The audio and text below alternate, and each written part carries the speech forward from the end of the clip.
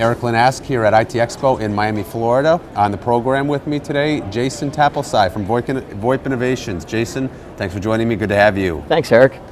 So it's kind of an exciting time, an interesting time. We're seeing a lot of, in the landscape, the VoIP landscape, a lot of change, some mergers, acquisitions going on. What do you make of it all? Well, over the past year, we've seen rewind a couple years back, we saw a huge, everybody jumped into the market, and the market's been growing. And over the past 18 months, we've noticed that the market's kind of consolidated.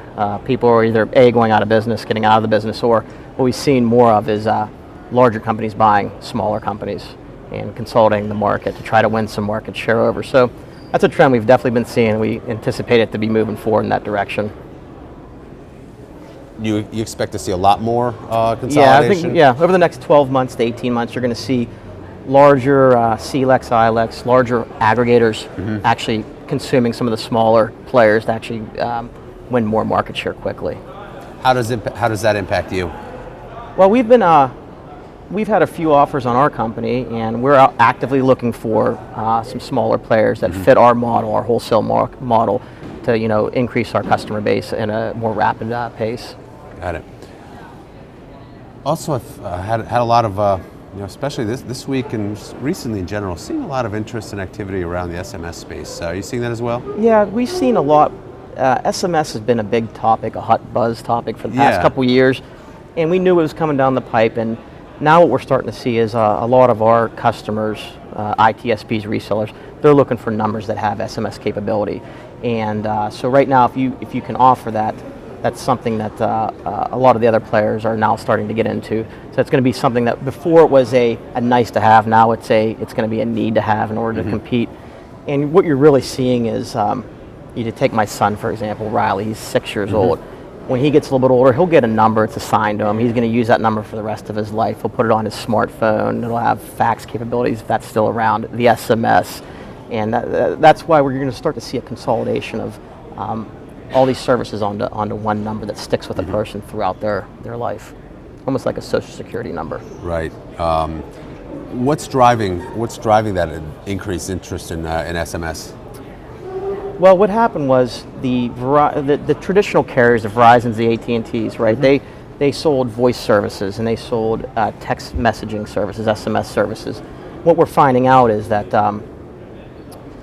their model's changing a little bit. Since voice over IP and all these other services are becoming virtualized on the IP space, we're finding that the carriers are starting to now sell data services, right? And the push to the SMS coming up is that the VoIP providers are now running their services over the data services on your cell phone here.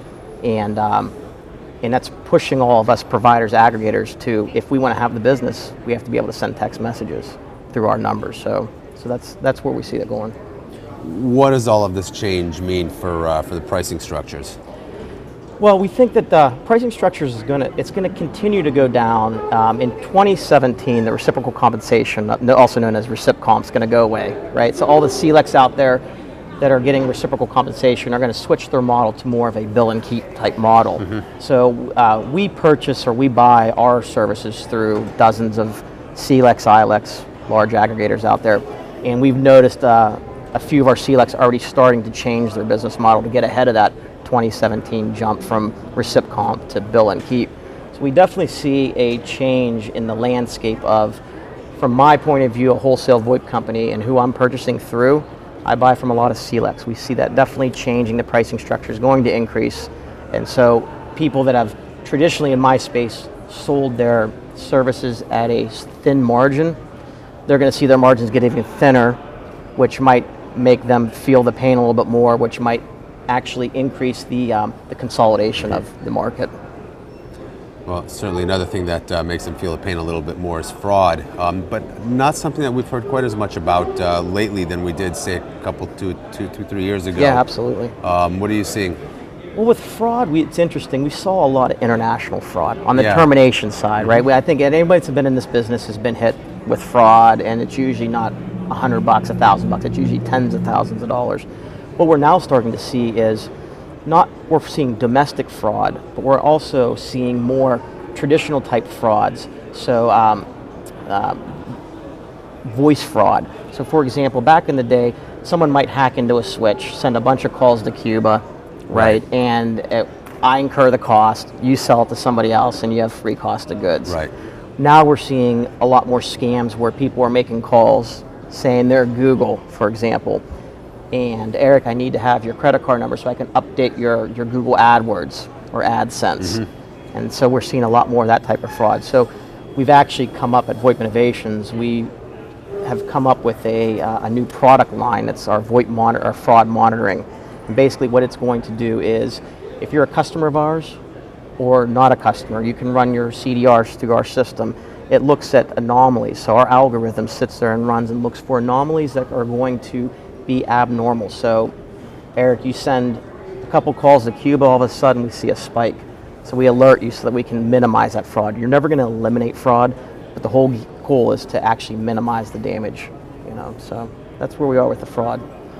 Interesting, and just leveraging data from your customers to identify those anomalies. Absolutely. So you simply send us their CDRs, we pump them through our algorithm, and we look for anomalies and try to shut down that fraudulent activity.